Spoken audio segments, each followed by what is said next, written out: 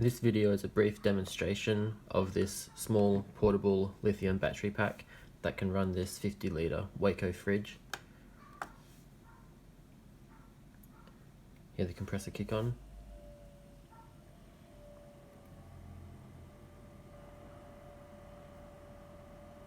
We can see it's drawing about 1.3 amps from this 29.4 fully charged battery, but it's currently running at 27.7 volts. If we switch it into turbo mode, we'll see the current slowly ramp up.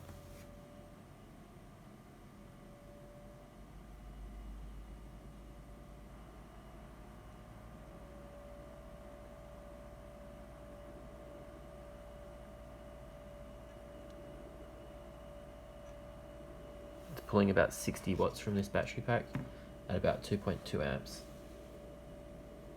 It has 77 watt hours of capacity, so based on your application you could work out how long a battery of this size will last.